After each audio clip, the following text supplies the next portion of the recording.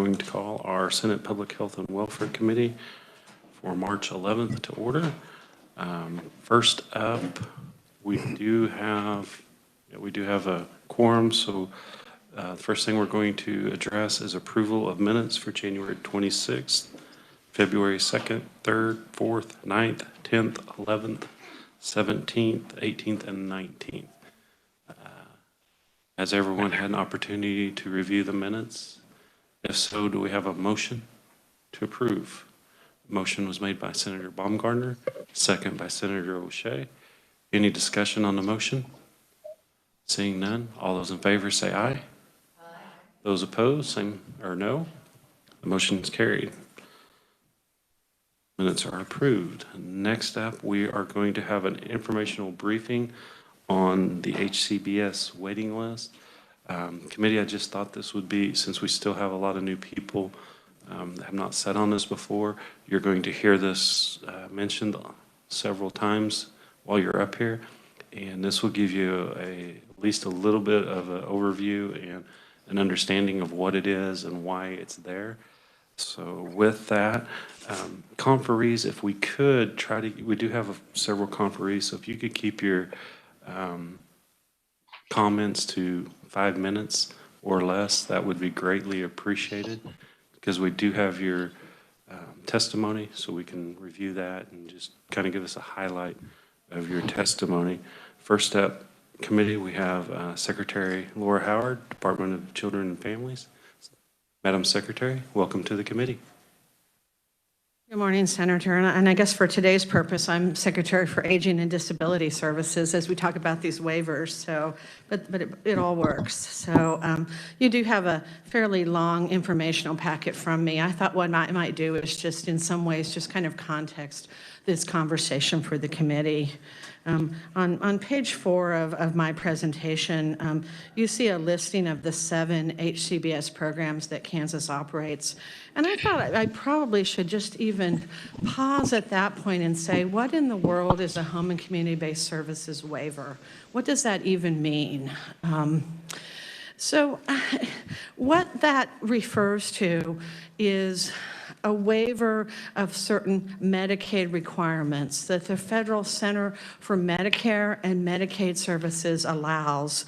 In this case, when we're talking about home and community-based services waivers, the federal government allows states to request waivers to provide certain services and supports to serve people in the community who might otherwise be in an institutional setting, a nursing facility, a brain injury rehabilitation hospital, an intermediate care facility for persons with a developmental disability.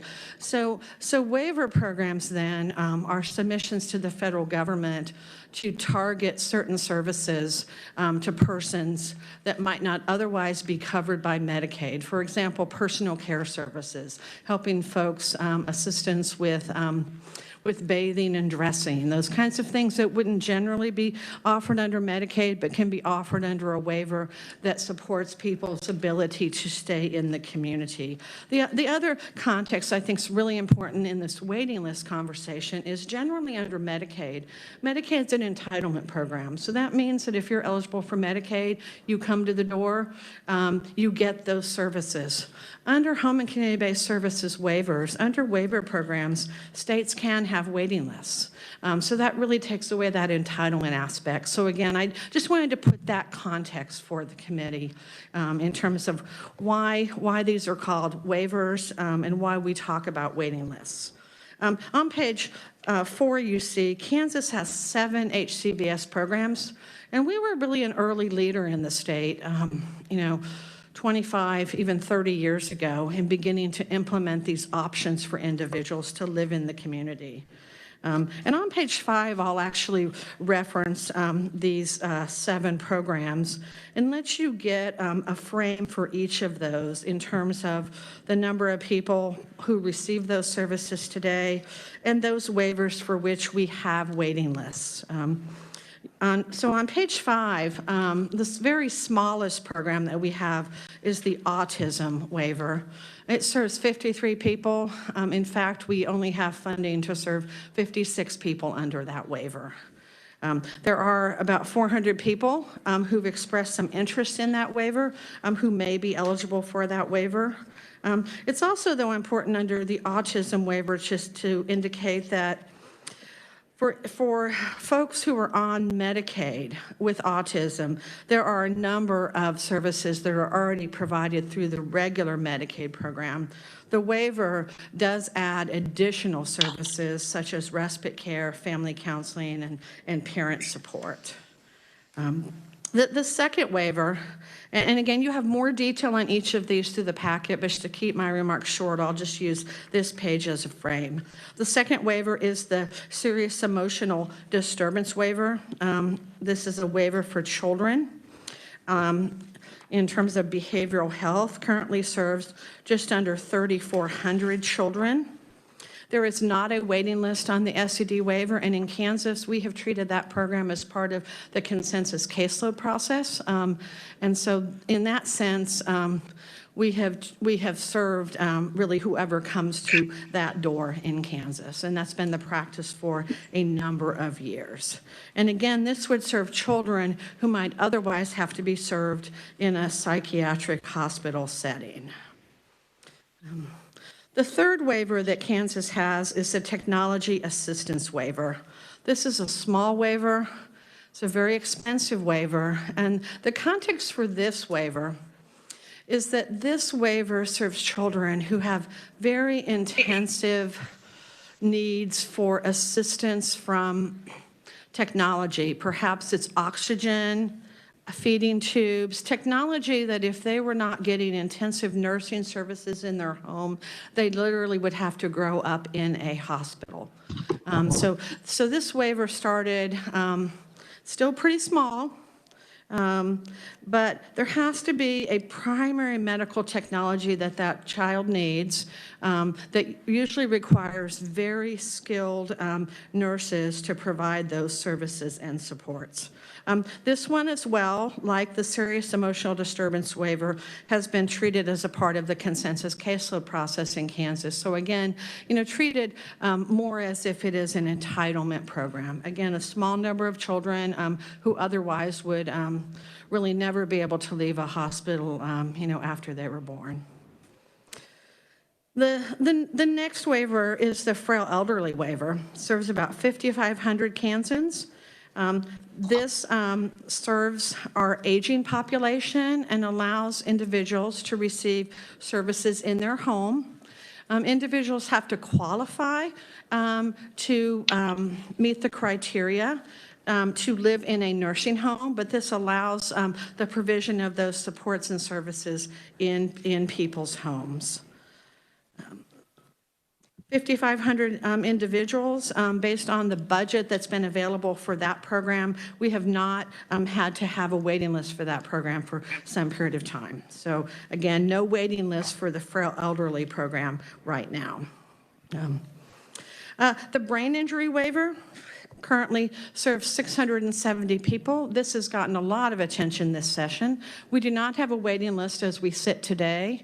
A bit of context for this waiver. This waiver was initially started as a waiver for people with traumatic brain injury, think motorcycle accidents, things like that. The 2018 legislature expanded the waiver to include acquired brain injury, think like a stroke, and also to include children. No additional funding was appropriated in 2018, and it took until late in calendar year 2019 to get all the necessary approvals to actually do that expansion. So we've been in the expansion for a little bit over a year. We're beginning to see much higher growth in that waiver. So the concern now, this is a rehabilitation waiver. And I think it's really important to context the brain injury waiver compared to the other waivers, because the context is this is really a rehabilitation waiver not necessarily intended to be long-term supports and services. So when you think about brain injuries, it's really important that you get those necessary therapies as soon as possible, or you really lose some of those benefits in terms of getting back the most level of functioning. I'm pleased to tell this committee that yesterday Governor Kelly issued a budget amendment to her budget to add some resources in both the current year and the next fiscal year, about $1.5 million this year, about $8 million next year, to avert the need for a waiting list on this waiver. At the same time, we have convened a work group within the last couple months. We just had one of our first meetings earlier this week, working with MCOs, stakeholders, consumers. We want to make sure that we're managing this waiver as effectively as possible as a rehabilitation waiver, assuring people are getting the supports they need. And then we also have the right transitions in place in terms of when folks may have, reached their best level of functioning from a rehabilitation standpoint, but may still need some other supports. Some may not, but others, for example, might need to transition to the physical disability waiver. So again, we've got some work group activity going on, and we'll be reporting back to the legislature on that yet this session.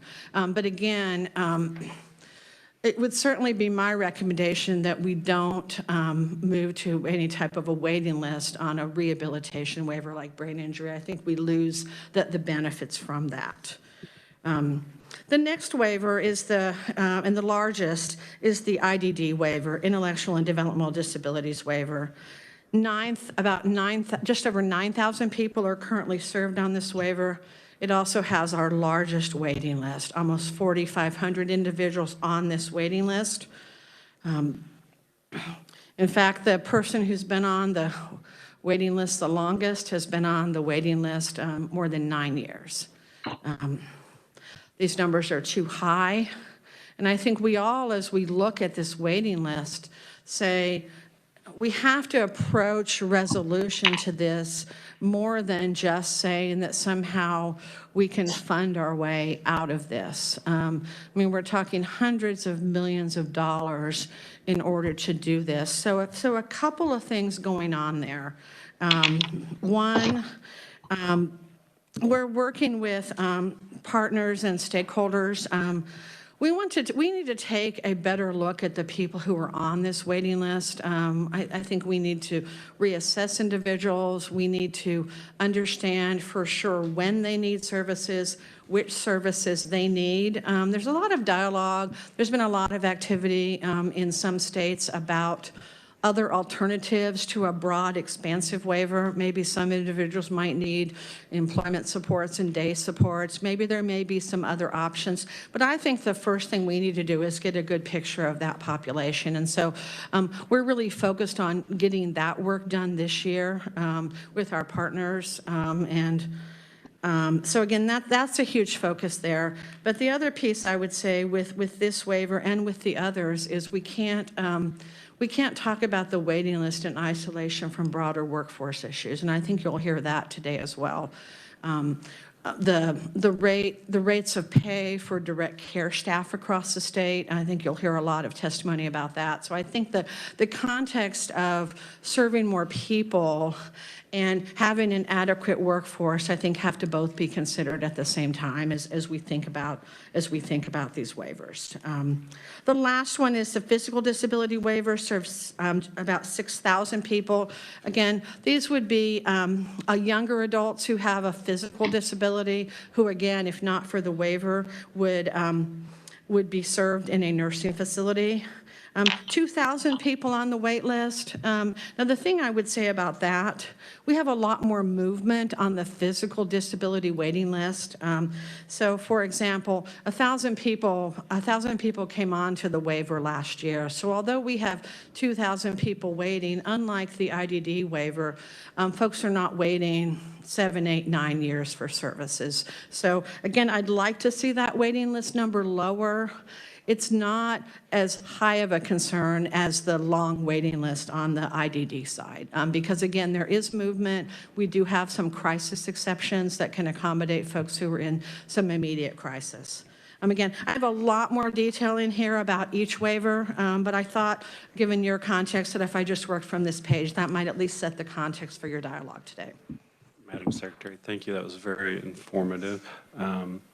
We will open up for questions on Secretary, and then we'll move to the other conferees, and we'll wait for questions after all the other conferees have had a chance to speak. Madam Secretary, just a comment from me. Something that I think would be very beneficial to addressing the waiting list and to members on this committee would be as if we could get something from you and the stakeholders, a roadmap of where we are and how we get to zero and keep it to zero. And then what steps can we start taking to start chipping away at this? I know it's, if you look at it, at the cost, the numbers, it's just an astronomical mountain in front of us.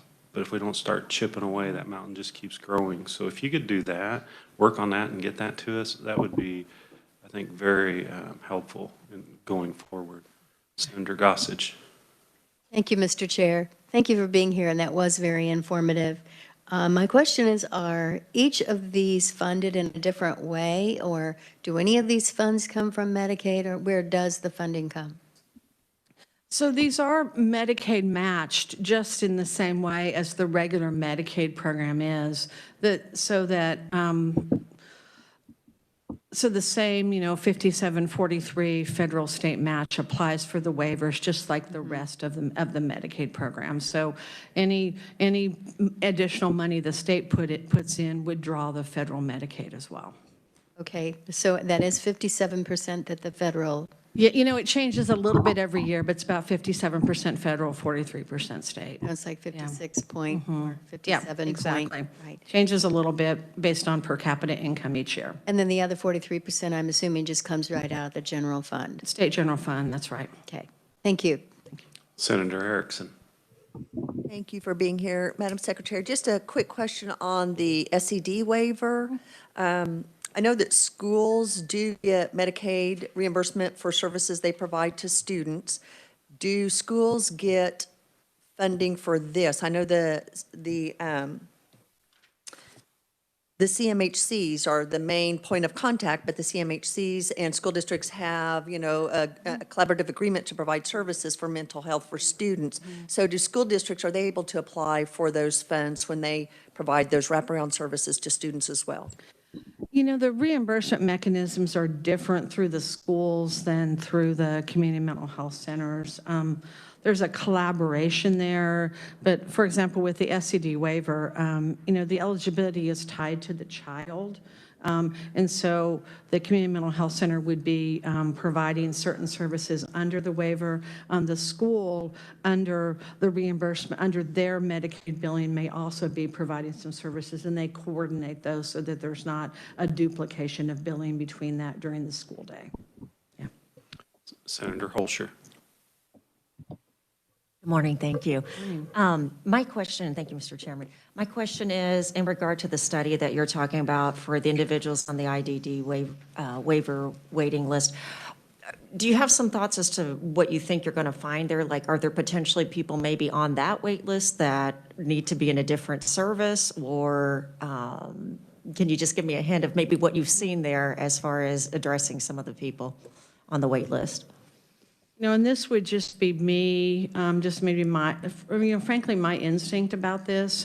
We used to have a whole lot more data about people on that wait list than we do today. And I've sort of been around long enough in different roles to remember when we had that. So, I think we will find some people who are on the wait list who don't need services yet, but people apply because they want to make sure they're in line. I think we're going to find some individuals who may, for example, say only need perhaps supports for maybe employment or day services supports. So, I think we'll find a variation of the breadth of services that people need. I think also some of the individuals that we frankly just need a new assessment to see where they are today. Because for when they initially applied from that waiver, which may have been a number of years ago, circumstances might have changed. So again, I'm not drawing a conclusion that, don't hear from me that I don't think that number is real. But I think that for us to define kind of policy paths or directions, especially if we started looking down the path of, should we have a different waiver that maybe has some lesser services that meets the needs of some people? Should we do X? Should we, I want that really to be informed by some data that we just don't have in the system today. Yeah. Committee, thank you. Madam Secretary. Thank you. Thank you again for your testimony. Thank you. Next, we will move to Matt Fletcher, Executive Director of Interhab. And I apologize, our questions and stuff did go a little bit longer than I expected. So instead of 5 minutes, if you keep it even shorter, that would be greatly appreciated. Thank you.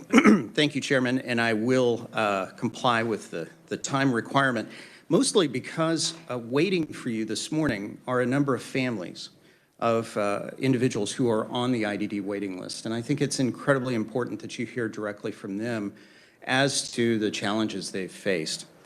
I'm here today to just provide a little additional context to what the Secretary has already done a great job of providing to you today. Mainly that for the IDD system, chronic underfunding over the last 20 plus years has created two symptoms, one of which you're studying today. But the waiting list cannot be resolved without resolving the other symptom, which is the chronic underfunding of the providers who provide these services.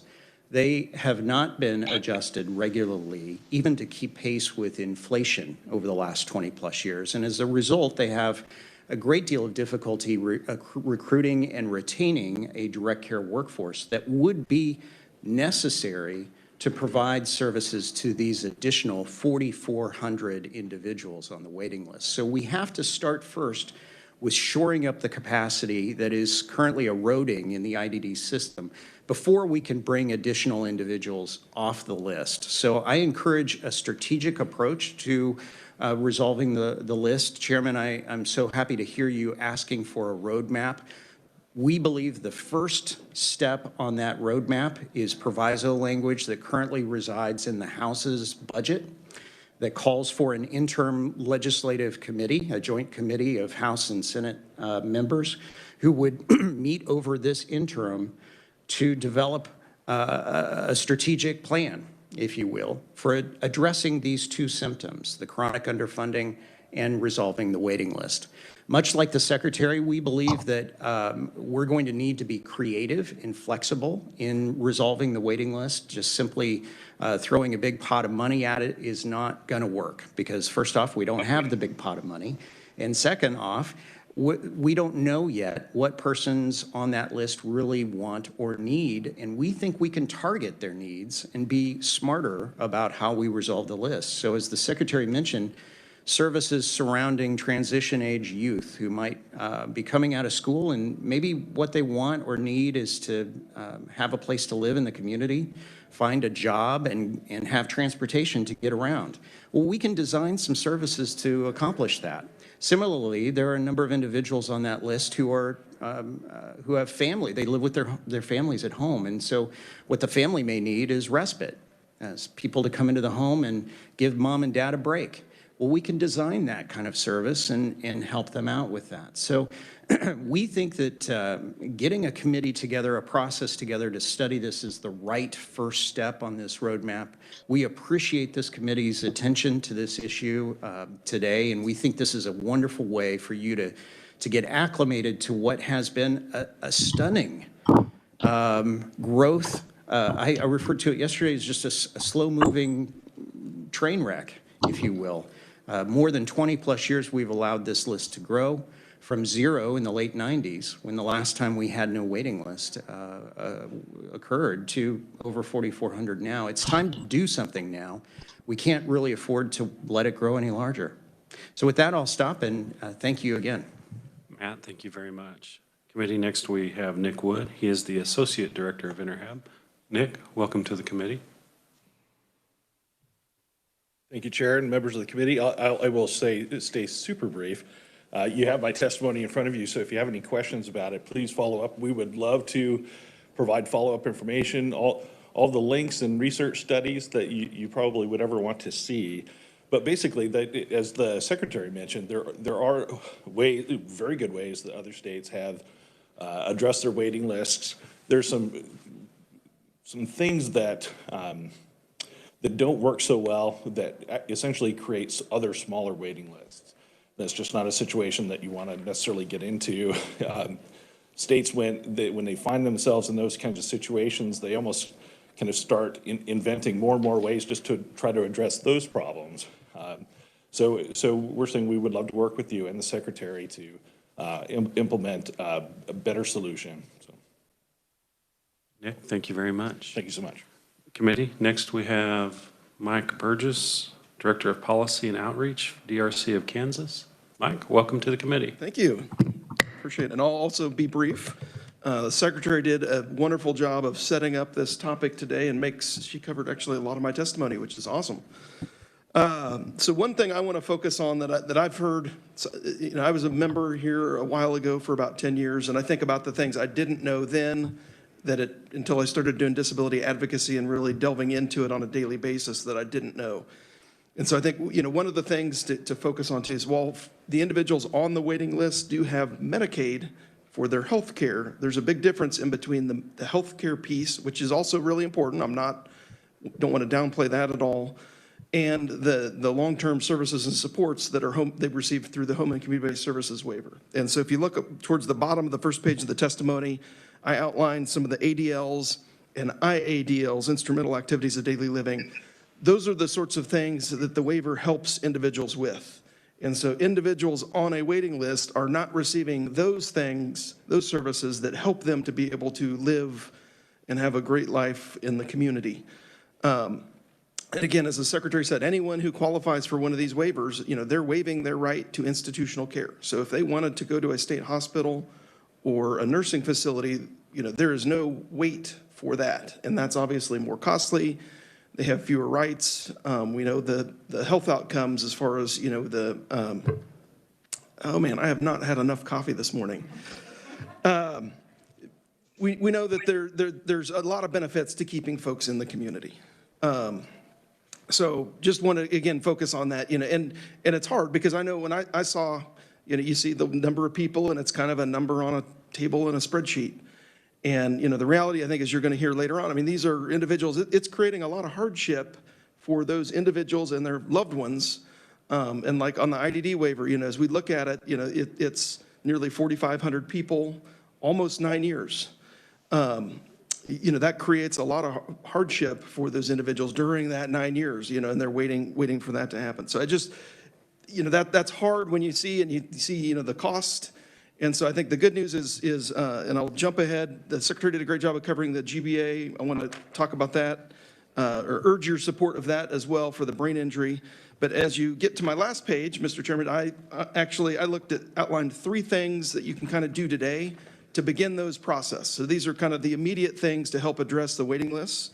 And so obviously the GBA for the brain injury waiver would be one that would be important to help make sure we don't have a waiting list there. The second one would be to direct and fund KDADs to do a study of the needs. And the secretary talked about this. What someone needs when they first apply for the waiting list and what they need 9 years later may look very different. And so if you're a provider, it's very hard to plan when you don't know the number of people that you might be asked to serve. You don't know the specific services or needs that they might need, and when that might happen. I think with studying those needs and understanding where they are in the state, what they need, because again, somebody who's a transition age youth may be have very different needs, that somebody who's in their 40s and folks moving on. And then the last item, again, as the previous conferees talked about, either having an interim committee or a task force to develop a plan to address the IDD waiting list would be great. So thank you, Mr. Chair. I'd be happy to stand for questions at the appropriate time. All right, thank you very much for your testimony. Committee, we will next turn to our virtual conferees. First up is Janet Williams with Minds Matter LLC. And conferees, I apologize, I do want to allow enough time for some questions at the end. So if you could keep the remaining testimony to 3 minutes or less, that would be greatly appreciated. Janet, welcome to the committee. Good morning. Thank you for having me. I really appreciate being here. First, I want to really thank, of course, Governor Kelly for the GBA that was recently sent out, and also to Secretary Howard, who has really, really stepped up and convened some really great work groups and is working really closely with stakeholders and providers to make sure that we don't have a waiting list. As she said, I'm here to talk about the brain injury waiver. It is a rehabilitation waiver, and the average amount of time on this waiver is anywhere from 2 to 4 years. And since managed care started, people no longer have a targeted case manager. So I think it's been harder for people to transition off. Is it the state's responsibility, the MCO, the provider? And those are some of the great conversations that we're having right now. I believe that we'll be able to review at least 300 of the 624 people currently on this waiver for transition. So hopefully that can happen very, very soon. The last thing I want to say is I really want this committee to consider adding the brain injury waiver to consensus caseloads. It is a waiver that we can't have a waiting list on, and it's a waiver that is temporary, time limited, and many people do go off to employment and to other waivers. So that's my testimony today, and I will just keep it extra short, and I'm available for questions whenever. Janet, thank you very much. Next committee, we have Dr. Banji Waniki. He is a parent of a person on the IDD waiting list, and he's also a physician. So, Doctor, welcome to the committee. Thank you, Mr. Chairman. I'm actually a PhD, not a medical doctor. Thank you for that correction. Members of the committee, thank you for the opportunity to provide testimony and your consideration in supporting additional funding to eliminate the IDD waiver waiting list. I have also submitted testimony, which is more detailed, and I will just hit the highlights and mentor our family. I am the proud mother of an 18-year-old son who was diagnosed with autism spectrum disorder, intellectual disabilities, and bipolar disorder. What most people don't realize is that we have since found out from our physician that autism spectrum disorder and some type of mental health diagnosis are not mutually exclusive, but you find that there is some overlap, especially in our case with a male child. Our family moved to Kansas more than 2 years ago for a new job for my husband. Transitions of any kind are hard for families, but when you have a child with disabilities who needs routine, familiar surroundings, and change, no matter how small, results in anxiety. Moving away from a familiar environment and support system is a daunting task for the whole family. When Kudzai transitioned to our local high school, he had immediate serial behavioral challenges that could not be accommodated in the only special education classroom available. And this resulted in him being secluded for 2 years. When I say secluded, I mean he was in a classroom and did not have access to his peers for 2 years in the high school. It was hard for professionals within the school system to direct us to resources that could help us. The struggle for information and the lack of access for services to support our son was immediate. In October 2019, following a week of aggressive episodes at school, the high school suspended him for 10 days and then told us they could not meet his needs. In January 2020, thank goodness, he transitioned to Lake Mary School in Paola, and thanks to trained professionals and support while he is at school, he's doing well both academically and behaviorally. As a parent, I wonder, since the high school failed to integrate him with his peers, and some school staff openly told us they were afraid of him and did not want to work with him. What does this mean for his integration and acceptance in our community? In recent months, my husband and I have begun to see the long-term effects of his treatment at the high school. He has begun asking us questions like, why was I kicked out of high school? It breaks our heart because no child and family have to live through what we went through, especially our son. It is beyond challenging when some high school employees who live in our community refuse to work with your child because then their social circle, which is the school, becomes non-existent. Like every parent, my hopes for our son are for him to have a level of independence, which can only be possible with support outside of what my husband and I can provide. Right now, most parents of 18-year-olds are looking at freshmen in college. As different and hard as this year has been due to the pandemic, ours has been immensely challenging. As Kudzai's mom, the thought of what the 10-year wait for services means for his future is all time consuming, and it keeps me up at night. How old will he be when he finally has access to supports? Thank you for your consideration and for having us to discuss this topic today. Thank you, Mr. Chairman. Thank you very much for your testimony. Committee, next we'll turn to Chad Von Onen. He's the Executive Director for the Johnson County Development Supports. Chad, welcome to the committee. Yes, thank you, Senator Hildebrand and members of the committee. I appreciate the opportunity to speak with you today on this important topic. You have my written testimony, so I'd like to briefly highlight some of the challenges with our growing IDD waiting list and service provider capacity. Over the years, the IDD system has become increasingly reliant on the Medicaid home and community-based services waiver for our service options. These services are broad in nature, but haven't kept up with the changing needs of people and services. Our system is working with individuals with more complex issues than ever before. Things like age-related illnesses, such as Alzheimer's or dementia, are becoming more commonplace as people with IDD are living longer. Also, over 40% of those eligible for IDD services in Johnson County also have a diagnosis of a mental illness. And some of those people exhibit behaviors that can be aggressive and potentially self-injurious or violent. The expectations for service provision have been changing to emphasize more individualized types of services, while the service and funding structure is best suited for congregate types of settings. The growing and diverse complex needs of people are more common now and likely weren't major considerations when this array of services was developed. And this ties into the capacity challenge. Direct support staff do incredible work every day meeting these very complicated needs. For example, at our organization at JCDS, we provide nearly 50,000 doses of medication each month. And this is where a reimbursement structure to truly reflect the high quality, complex work of these staff is needed. Number of people waiting and the length of time those who need services can be overwhelming, as we've just heard. And this waiting list issue itself is just as overwhelming. History has shown it's not something that can likely be solved in one session. I can't recall a legislative session where the priorities for the IDD system weren't tied to maintaining provider capacity and bringing people off the waiting list.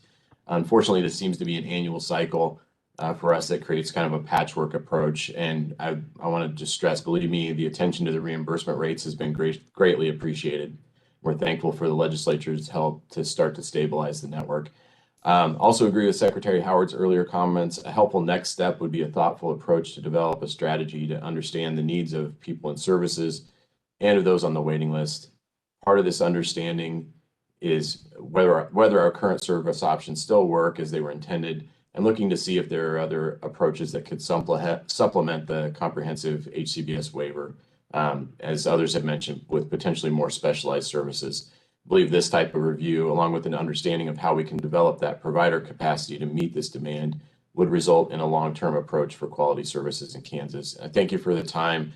I see that my camera may not be working, so I apologize for that, and I'm glad to answer any questions when appropriate. Thank you very much for your testimony. Just brought back memories watching your video of when we watched TV too long and it went to the bars. So. Thanks. Committee, next we have Luann Kibbe. She's Systems Advocacy Manager for Skill Resource Center. Luann, welcome to the committee. Yes, thank you, Chairman Hildebrand and committee. I was center. My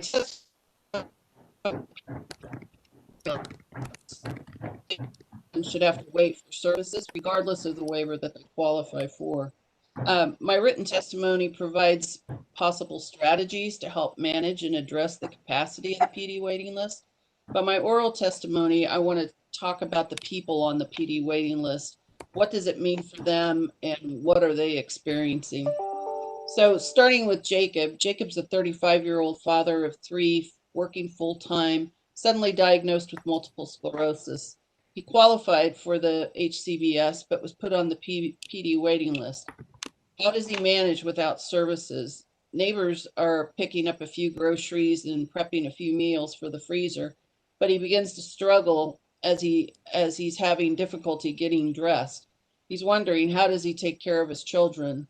One night, transferring into bed, he falls and goes to the hospital. When it's time to leave the hospital, he's directed to a nursing home since he has no formal services at home. The results are Joe's not at home with his family, and the state's paying for Joe in the nursing home. Next is Jenny. Jenny's 21 years old, acquired a spinal cord injury while on a church skiing trip at age 16. She graduated high school, wanted to go away to college to study accounting. She was put on the PD waiting list. Unfortunately, her name did not come up in time for her to leave for college. She's stuck at home with her parents, unable to move on with her life like all of her friends she graduated with.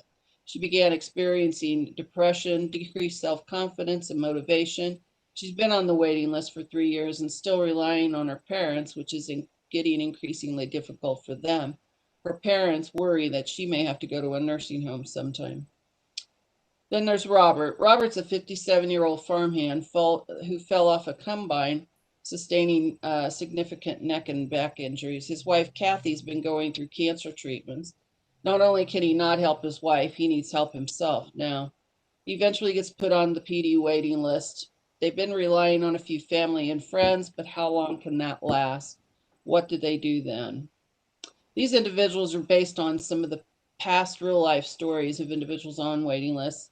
To make services available, we must look at the PD waiver to meet capacity, but we must remember the people on the waiting list and what they experience, which needs to be part of the deep ongoing study of the HCBS waiting lists, all waiting lists issue. Waiting lists really end up costing a lot. The cost of institutionalization for people unable to maintain in the community, the cost associated with health decline for people without services and supports, the cost for family and friends as they try to offer informal supports, and the cost of dignity as choice and control over our lives is limited. Thank you for allowing me to testify. I'm happy to answer questions when appropriate. Luann, thank you very much for your testimony. Committee, we now have Thomas Simpson. He is a parent of an individual on the waiting list. Thomas, welcome to the committee. Good morning, and thank you for allowing me this opportunity to testify today. I provided written testimony. I'm also here with my wife, Tara. We're both here to hopefully testify this morning. We both provided written testimony that gives a little bit more information, but kind of just a little bit, I guess, brief overview of the testimony is we had moved to Kansas back in October of 2017. I had recently graduated college and ended up getting a job or my career out here in Kansas. We're the parents of a severely autistic nonverbal son who is turning 21 this year. He has 1 year left in school. When we got him on the wait list back in December of 2017, we were told it was about a 6 to 7 year wait. Since that time, we've tried to get updates on the list, and it's essentially just a runaround from we can't tell you how long it is to you should have gotten him on the wait list sooner to now we're being told it's still an additional 10 years or more on the wait list. And if that's the case, it'll ultimately be about 13 years or more before he's even eligible for services. After May of next year, he's not going to have anything to look forward to. We also have a 3-year-old daughter and a 1-year-old son along with him now. So that really kind of puts us in a little bit of a bind because we can't put all of our time and attention focusing just on him while letting the other 2 kids, essentially suffer. Another thing I want to point out too is, there's the talk of the 4,400 people on this IDD wait list, but it's not just 4,400 people that are affected by that. That's their families. It's going to be mothers and fathers, brothers and sisters, and potentially keeping people from working and helping the economy of the state because of the full-time care that some of these individuals need because they don't have the support that is needed. So I guess with that, Tara, if you want to add anything. So listening to some of the testimony, it really did kind of sound like to me that the IDD waiver is kind of a catch-all And I did provide some written testimony. However, I just want to say that we were told by our CDDO that there was an annual assessment to see if they still qualified for services. Last year, somehow that changed to where having it done yearly was not necessary anymore. And then, of course, there's those tier levels. I think it's 0 through 5.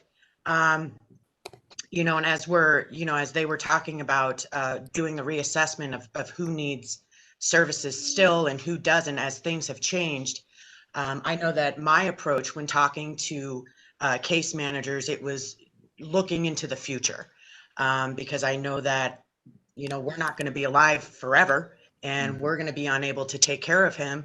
There's going to come a point in time when that does happen. And it's just extremely, extremely scary. And as far as like school districts, they are literally our first line of defense, and they have zero knowledge of state programs, anything like that. It kind of blows me away that there's not a lot of people with a lot of information. So it's a lot of seeking and finding on my part, and many, many phone calls, and then just kind of going, oh, well, what do you guys do? And what can you provide us? So I'm very scared for my son's future. And we've gone through all the proper channels that we can up until this point. And I really hope that the IDD waiver is really looked into, because it is very devastating to families. We're very lucky with not having a whole lot of behavioral issues, but again, we're still very frightened for his future. So thank you for giving me this opportunity. Yes, thank you. Thomas and Tara, thank you very much for your testimony.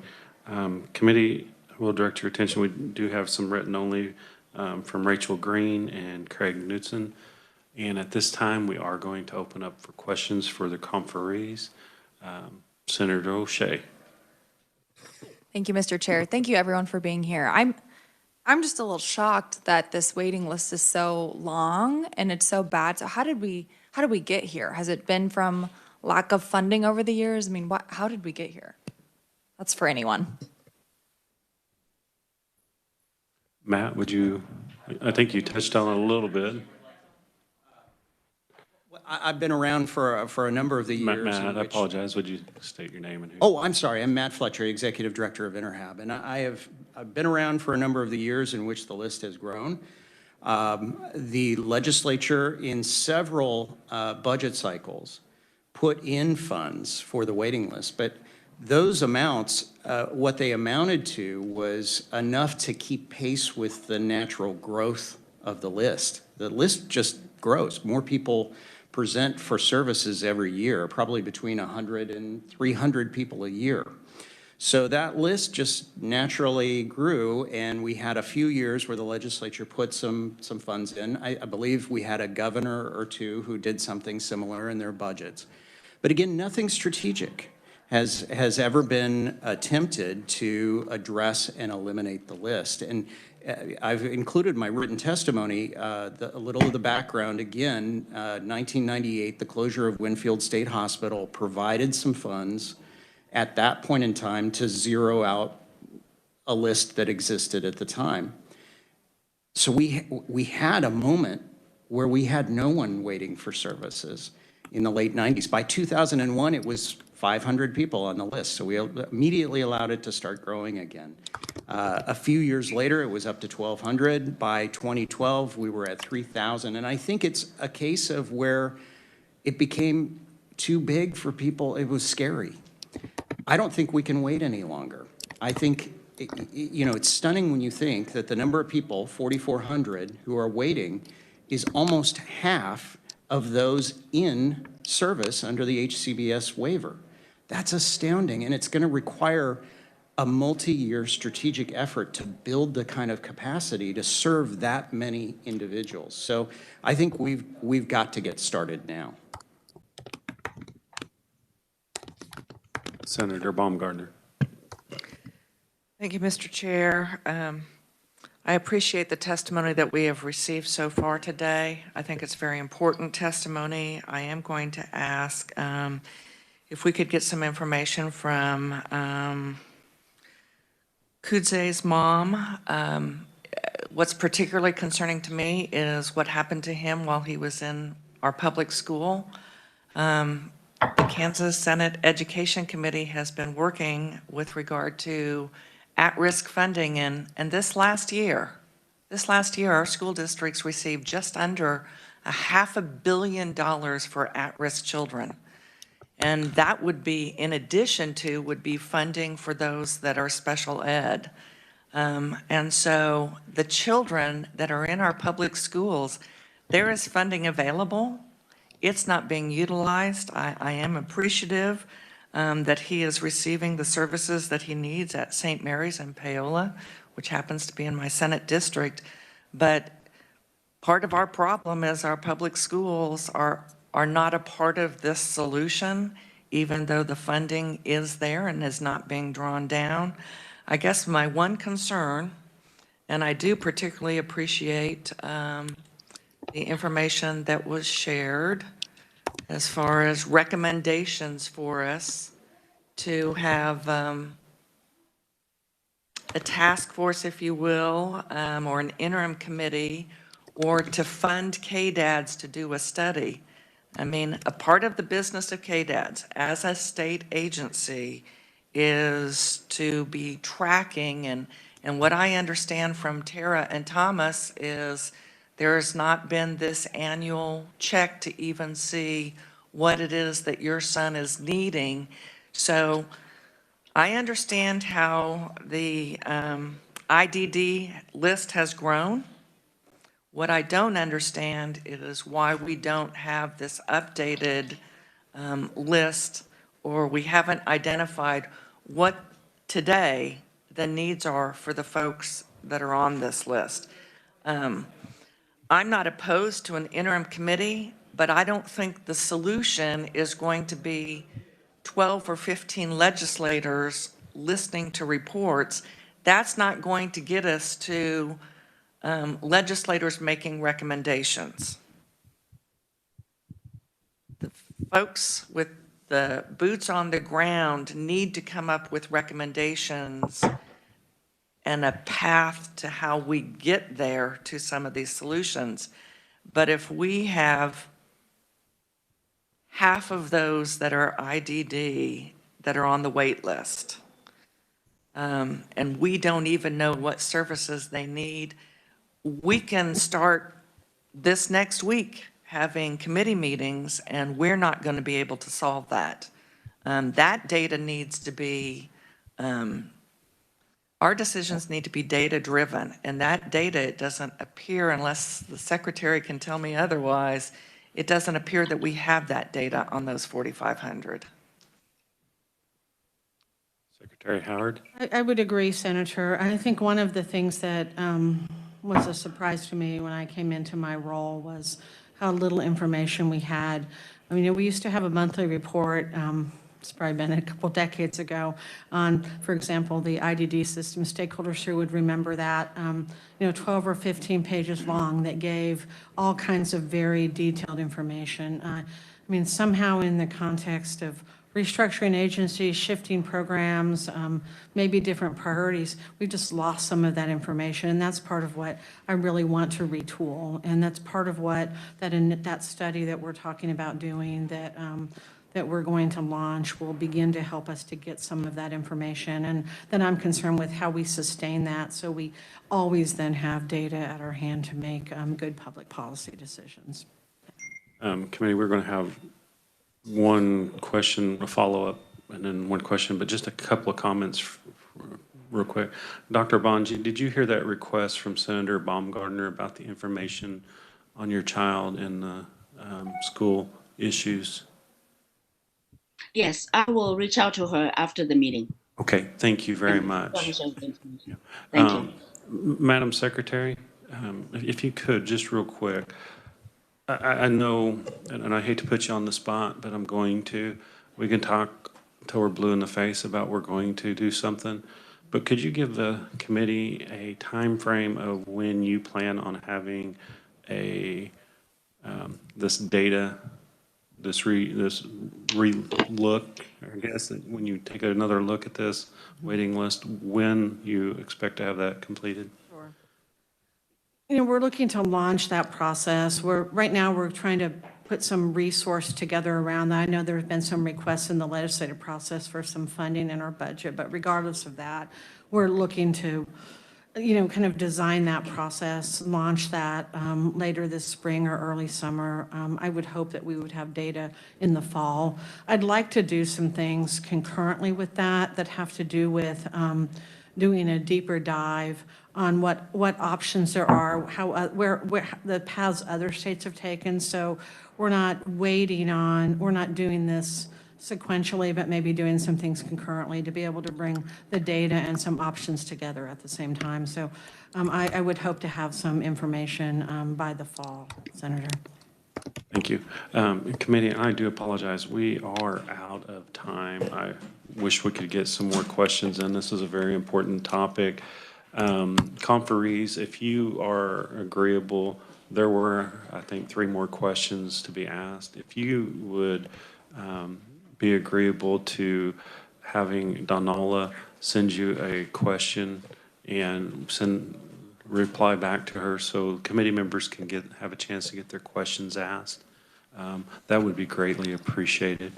Committee, with no further business coming before us, we are now